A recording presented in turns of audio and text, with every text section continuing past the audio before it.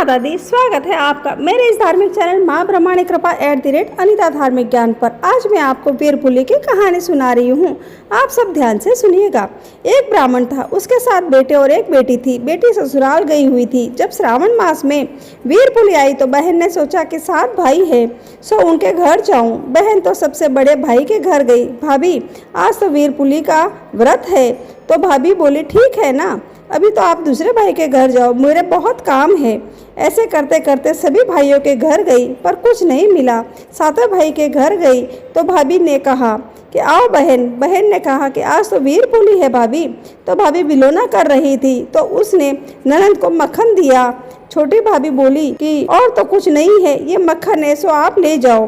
बहन मक्खन को लेकर घर जा रही थी। बीच में भाई का खेत था, वह भाई को मिलने गई। भाई बोला, आज तो वीरपुली है। तो भाभी कि हाँ, भाभी ने मक्खन दिया है।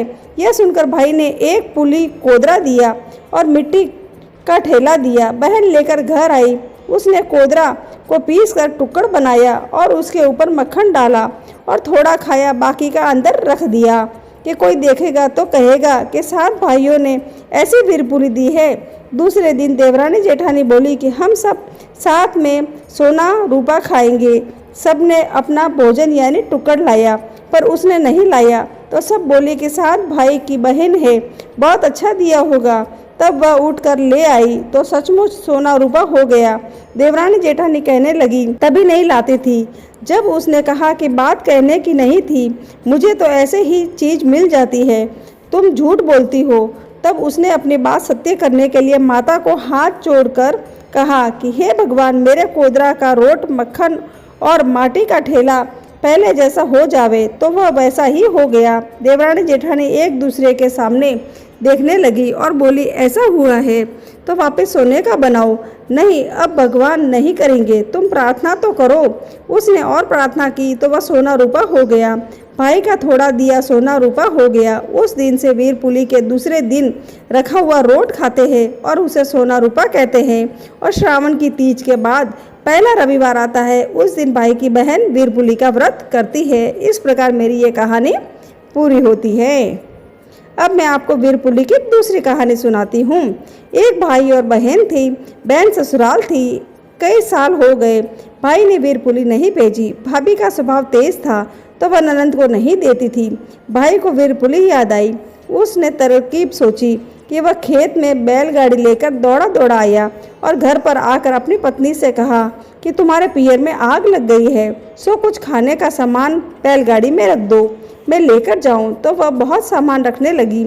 एक डिब्बा घी का, गेहूं की एक बोरी और अन्य सामान के अंदर कुछ पैसे भी रखे, ये काम आएंगे। पूरी गाड़ी भर दी। वह बैल गाड़ी लेकर रवाना हुआ तो बच्चों ने कहा कि वे भी मामा के यहाँ आएंगे। आगे आगे चलने लगे, परंतु कुछ ही दूरी पर चलने के बाद दूसरे रास्ते पर गाड़ी को जाते देखकर बच्चों ने कहा कि पिताजी फूफी बुआ के घर जा रहे हैं। तब उसने कहा कि हाँ बच्चों, तुम्हारा फूफी के घर वीरपुली हेतु वीरपुली के लिए जा रहे हैं। तुम्हारे ननिहाल का तो बहाना था। रास्ते में घास देखी तो उसने सोचा बहन को भैंस है, वह आज वीरपुली के दिन घास नहीं तोड़ेगी तो वह ही भैंस के घास लेकर और जाए। भाई घास का बंडल बांधने लगा। इतने में एक काला सांप आया और उसको खाने के लिए दौड़ा। तो भाई ने कहा कि आज मेरे बहन ने मेरा व्रत रखा है, सो अब मुझे मत खाना, वापस आऊँगा तब काट लेना। तो भी वह सर्प काटने के लिए आने लगा तो वह बोला कि इस बंडल के अंदर चला जाओ, जब मैं बंडल खोलूँगा तब मुझे खा लेना। भाई ने बंडल बांधा और लेकर चलने लगा। बहन का घर आया तब उसने गाड़ी खड़ी कर बहन को आवाज़ दी। बहन अंदर से दौड़ कर आई तो बाहर उसके भाई को देखा, आज मेरा वीरा आया है। भाई बहन प्रेम से मिले। भाई ने कहा कि बहुत दिनों से भाई बहन ने वीरपुली नहीं की, सो अब लेकर आया हूँ, यह सब तुम्हारा सामान है, सो ग्रहण करो। बहन ने कहा कि इतना सारा सामान, यह कहकर उसने सब अंदर रखा। जैसे में पैसे भी निकले। बहन बोली, पैसे भी है। भाई ने कहा कि बहुत दिनों से वीरपुली भी नहीं भेजी थी, इसलिए तेरी भाभी ने रखे होंगे। भाई ने घास का बंडल एक तरफ रखा। बहन भैंस आए तब मुझे कहना, मैं घास का बंडल खोलूँगा। तुम मत खोलना। ठीक है भैया। ऐसा कहकर बहन ने खाना बनाया, रोट बनाया, गेहूं की घानी सेकी। घानी सेकते सेकते कहने लगी, घानी सेकूं चपाती सेकूं, मेरे भैया के दुश्मन सेकूं। ऐसे कहने से वह सर्प भाई का दुश्मन था तो वह सेक गया, अर्थात तवे पर रोटी की तरह जल गया। बहन ने 7 बार यही शब्द दोहराए और वह सीखकर पूरा हो गया। भाई बहन ने वीरपुली का त्योहार मनाया। भाई तो भोजन करके सो गया तो भैंस आई तो बहन घास का बंडल खोलने लगी, जो अंदर से सोने का सांकला निकला। बहन ने देखा, उसने मन ही मन सोचा कि हाँ, तभी तो भाई ने मना किया था। ठीक है। इतने में तो भाई बोला, भैंस आई बहन? बहन बोली कि हाँ भैया, मैंने तो घास भी दे दी, कुछ निकला था। बहन बोली, हाँ तभी तो तुमने मना किया था। ये देख देख, सोने की साकल निकली है। क्या? हाँ, यही तुमने मना किया था ना। ये देख, सोने की साकल निकली है। क्या?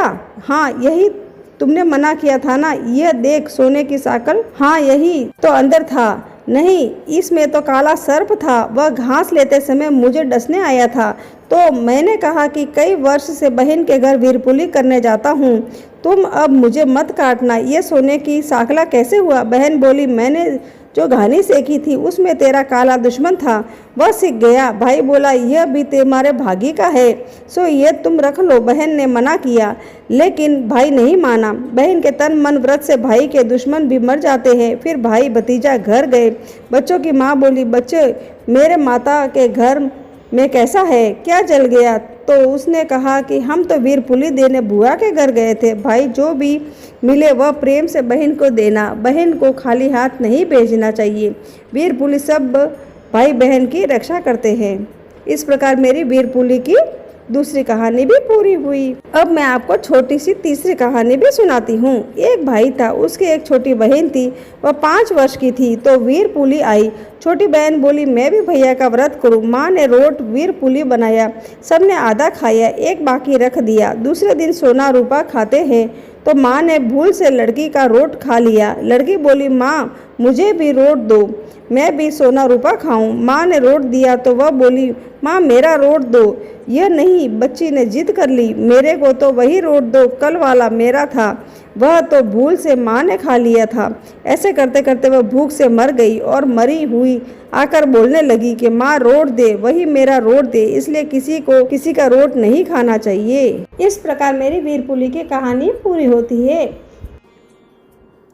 जय बोलो आदित्य भगवान की जय, बोलो सूर्य नारायण भगवान की जय। एक समय की बात है, सूर्य भगवान की रानी के मायके से खबर आती है, परंतु रानी सा मायके जाने का मन नहीं था। सूर्य नारायण भगवान रानी को यह कहकर मायके जबरदस्ती भेज देते हैं कि मैं आपके लिए अच्छी अच्छी वस्तुएं भेजूंगा। राणा दे अपने पेड़ जाने के लिए तैयार हो जाती है और फिर वह पेड़ चले जाते हैं। कुछ दिनों पश्चात सूर्य भगवान राणा दे के लिए चौपड़ पासा, चपेटा, आटी डोरा आदि कुछ वस्तुएं भेजते हैं। राणा दे की भाभियां मजाक करने के इरादे से चौपड़ पासे खेलने आदि सब सामान निकाल देती है और उनके स्थान पर कंकड़, पत्थर और कांटे भर देती है और सारे डिब्बे वापस बंद कर देती है। राणा दे ने देखने के लिए हाथ डिब्बे में डाले तो उनके हाथों में कांटे चुभ गए। फिर तो क्या था, उनकी भाभियां हंसने लगी। फिर तो राणा दे को बहुत गुस्सा आ गया। कुछ दिनों के पश्चात जब सूर्य नारायण राणा दे को लेने पधारे तो राणा दे तो सूर्य भगवान से बातचीत भी नहीं करती थी। राणा दे जब ससुराल गई तो वहाँ पर भी किसी से भी बात नहीं करती थी, सबसे बात करना बंद कर दिया था। तब सूर्य नारायण ने अपनी माताजी से पूछा कि माताजी, राणा दे आपसे बातचीत करती है क्या? तब उनकी माताजी ने कहा कि नहीं बेटा, राणा दे जब से पियर से आई है तब से वह चुप चुप है, कोई बात नहीं करती। सूर्य नारायण कहते हैं कि माताजी, आप आज उनको बोलना कि चावल की बोरी पड़ी है, साल में से चावल निकाल दे, परंतु ऐसा करते समय चावल टूटने नहीं चाहिए, साबुत निकलने चाहिए। अब राणा दे तो रोने लगे। रोते रोते ही वो छत पर चले गए और उन्होंने चिड़ियाओं को बुलाया। राणा दे चिड़ियाओं से कहने लगी कि मैंने कभी तुम्हें चुगा डाला होगा, अब तुम इन चावलों को छील दो। ढेर सारी चिड़ियाएं सारे के सारे चावल छीलकर उड़ गई। सूर्य नारायण ने फिर पूछा कि माताजी, राणा दे बोले क्या? माताजी कहती है कि नहीं बेटा, कुछ नहीं बोली। सूर्य नारायण फिर बोलते हैं कि माताजी, इस बार आप उनको कहना कि 108 छेद वाली मटकियां है, उनमें पानी भर दे। राणा दे तो वापस रोने लगी। तालाब पहुंचकर भी वे रो रही थी। उनको रोता देख मेंढकिया आई और उनसे पूछने लगी कि आप क्यों रो रही है। राणा दे ने कहा कि सासू जी ने 108 छेद वाली मटकियों में पानी भरने के लिए कहा है, पानी कैसे टिकेगा। उनमें मेंढकिया बोलती है कि आप चिंता मत करो, हम छेद पर चिपक जाएंगे, फिर आप आसानी से पानी भर लेना। फिर क्या था, मेंढकिया तो छेद पर चिपक गई और राणा दे ने पानी से मटके भर दिए।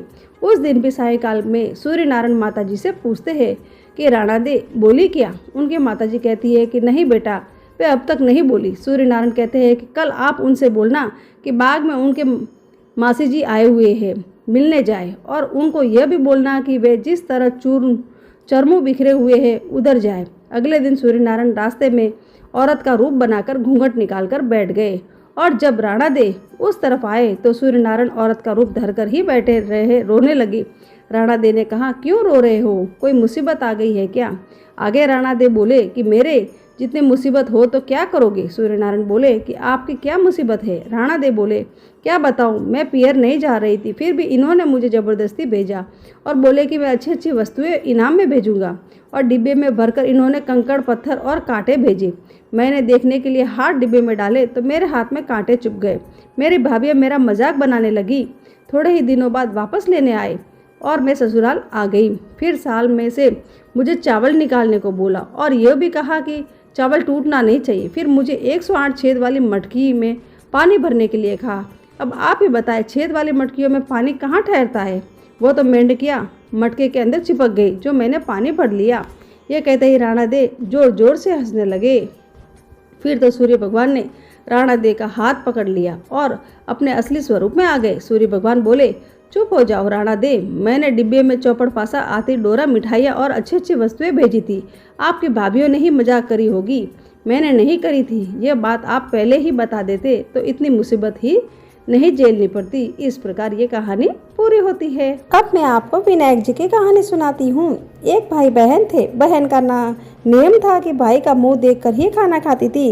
रोज उठती, काम करती, भाई का मुंह देखने जाती। रास्ते में खेजड़ी के झाड़ के नीचे विनायक जी की मूर्ति तुलसी माता हरी भरी थी। पतवारी दही दूध के हिंडोले ले रही थी। ऊपर सूरज भगवान तप रहे थे। वो भाई का मुंह देखने जाती और कहती, भगवान मेरे भाई को अमर सुहाग और अमर पियर वासा देना। ऐसा कहती और आगे जाती। रास्ते में झाड़ झंखाड़ थे जिससे उसके पैर में कांटे चुभते थे। घर गई, भाई का मुंह देखा और बैठी। भाभी ने पूछा, भाई जी पैरों में क्या हुआ है। तो ननद बोली, रास्ते में झाड़ के कांटे चुभ गए। ऐसा कहकर वो वापस अपने घर आ गई।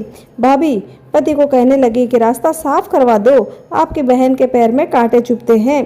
भाई ने कुल्हाड़ी लेके रास्ता साफ किया, सारे झाड़ तोड़ दिए, जिससे विनायक जी पटवारी का स्थान उठा दिया। भगवान रुष्ट हो गए, उसे वहीं सोता रख दिया। पत्नी रोने लगी, लोग लाचार करके ले जाने लगी तो पत्नी बोली कि रुक जाओ, मेरी ननद अभी आती ही होगी। वह अपने भाई का मुंह देखे बिना कुछ नहीं खाती, उसके नियम है, इसके बिना वो खाना भी नहीं खाती। लोग बोले, आज और मुंह देख लेगी, कल कैसे देखेगी। तब कुछ बुजुर्ग आदमी कहने लगे कि थोड़ी देर और ठहर जाओ भाई, क्या बिगड़ता है। बहन रोज की तरह भाई का मुंह देखने निकली तो सारा रास्ता साफ किया हुआ देखा तो उसने वापस खेजड़ी की डाली लगाई, 7 कंकड़ लेके पटवारी बिठाई। तुलसी माता रोपी, पैर पकड़कर सबको बोली कि भगवान अमर सुहाग देना, अमर पियरवासा देना। इतना कह के वो आगे चली। भगवान विचार करने लगे कि इसकी नहीं सुनी तो अपने को कौन मानेगा। भगवान ने उसे आवाज़ दी, बेटी वापस आकर खेजड़ी की 7 पत्तियां ले जाकर तेरे भाई के कच्चे दूध में घोल कर छींटे देना, वो उठकर बैठ जाएगा। बहन ने सुना तो पीछे मुड़कर देखा कि वहाँ कोई नहीं था, पर उसने सोचा सुना जैसा कर लेती हूँ। 7 पत्तियां लेकर वो भाई के घर आई। देखा तो भाभी रो रो कर बुरा हाल हो रहा था। लोग बैठे हुए थे, भाई की लाश रखी हुई थी। तो वो घर में गई, दूध की चरी लगाई, उस दूध की चरी लाई, उसमें पत्तियां घोली, भाई के शरीर पर अमृत के छींटे दिए। भाई उठकर बैठ गया और बहन से बोला, बहुत ही गहरी नींद आई। बहन बोली, ऐसी नींद दुश्मन को भी ना आए। भैया तुमको रास्ता साफ करने को किसने कहा। भाई बोला कि तेरे भाभी ने कहा। बहन बोली, भाई तूने रास्ता कहाँ साफ किया तो भगवान के स्थान भी उठा दिए। मैं जब आई तो वापस उसे बिठा कर आई हूँ। भगवान ने मेरी सुनी जैसी सबकी सुने, सबकी लाज रखना, अमर सुहाग व अमर पियर वासा देना। इस प्रकार मेरी ये कहानी पूरी होती है। चौथी कथा सुनाती हूँ। हर व्रत कथा के साथ पढ़ी और सुनी जाती है। यह एक पौराणिक लोक कथा। इस कथा के अनुसार अगर सब कहानियों के पीछे अगर हम तपसी लपसी की कहानी नहीं कहते तो हमें कहानियों का फल नहीं मिलता। इसलिए अब मैं आपको तपसी लपसी की कहानी सुनाती हूँ। एक तपसी था, एक लपसी था। तपसी हमेशा भगवान की तपस्या में लीन रहता था। लपसी रोजाना 1.25 सेर की लापसी बनाकर भगवान का भोग लगाकर जीम लेता था। एक दिन दोनों लड़ने लगे। तपसी बोला, मैं रोज भगवान की तपस्या करता हूँ इसलिए मैं बड़ा हूँ। लपसी बोला कि रोज मैं भगवान को 1.25 सेर लापसी का भोग लगाता हूँ इसलिए मैं बड़ा हूँ। नारद जी वहाँ से गुजर रहे थे। दोनों ने लड़ता देख उनसे पूछा कि तुम क्यों लड़ रहे हो। तपसी ने खुद को बड़ा होने का कारण बताया और लपसी ने अपना कारण बताया। नारद जी बोले, तुम्हारा फैसला मैं कर दूंगा। दूसरे दिन लपसी और तपसी नहाकर अपनी रोज की भक्ति करने आए तो नारद जी ने चुप कर 1.25 करोड़ की एक एक अंगूठी उन दोनों के आगे रख दी। तपसी की नज़र जब अंगूठी पर पड़ी तो उसने चुपचाप अंगूठी उठाकर अपने नीचे दबा ली।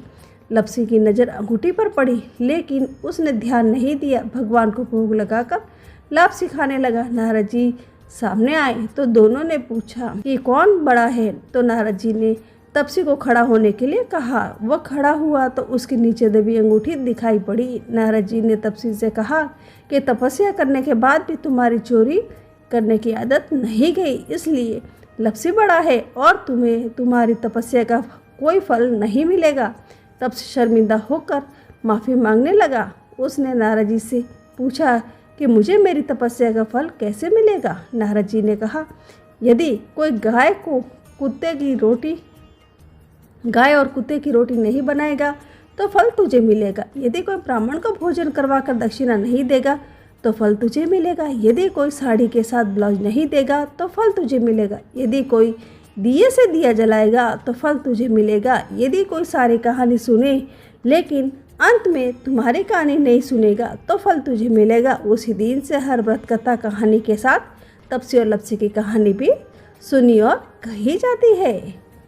अबोग दाड़ो देव दाड़ोजी में घीने लाड़ू घीने सेव दाड़ारी रानी ओढ़े जादव साड़ी मोतियो श्रृंगार दशा फलजो दाड़ो टूटो कोई दे धन दे धान दे पुत्र दे संतान दे सेजे बरतार दे हंसी हंसी मांगू रणा दे बरतार आई रे घर जाई रे तपियो तपेश्वरी ब्राह्मण वाणियो लखेश्वरी तपेश्वरी कैसो ताणी पुण्य लेसो ताणी। श्री कृष्ण जी घोड़ो खेलता गया 1.25 लाख री मूंदड़ी पड़ी तपियो लई ने पगी नीचे दाबी कोई रे तपिया पग नीचे मूंदड़ी दबाई बूढ़ा होए जद मारी सेजी पीपलिए दिन जोखो दिसंतादार पीपल पूजे ये सखी पूरे मनरी आस घरे घोड़ा ऊंट पागड़ी याता पूत सीजे बरतार वाड़ी वाड़ी वाड़ी सोवन वाड़ी जीर्ण में बैठी कौन कुंवारी कासुड़ मांगे कावड़िया सुधी कादो मांगे खूणियो सुधी माखण मांगे बोर बोर बोरडी पड़ोसन दीजे चोटी लेते मुठी वेती आ फूटी आपरो भवतारती दूजो रे अवतारती वनरा देवता वनरो मती कूड़ो कलंक चढ़ावो मती चढ़ावो तो महारानी रो उतारियो जीमो उतार जो चुगो चुगो चुरकुलियो जावो इंद्रापुर में घर करो स्त्री खोड़ा बोड़ा व्रत करे तबो धर्मराजा ने पोल में जाई ने साक्षी भरे।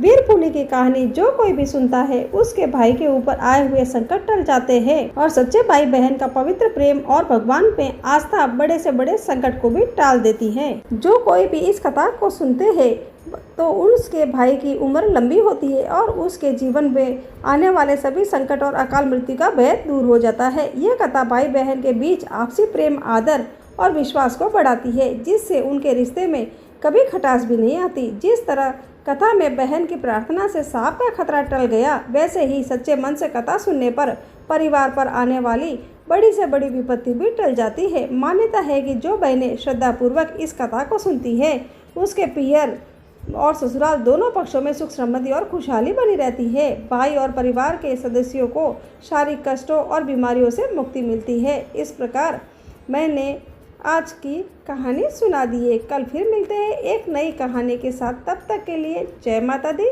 जय श्री कृष्णा, हर हर महादेव।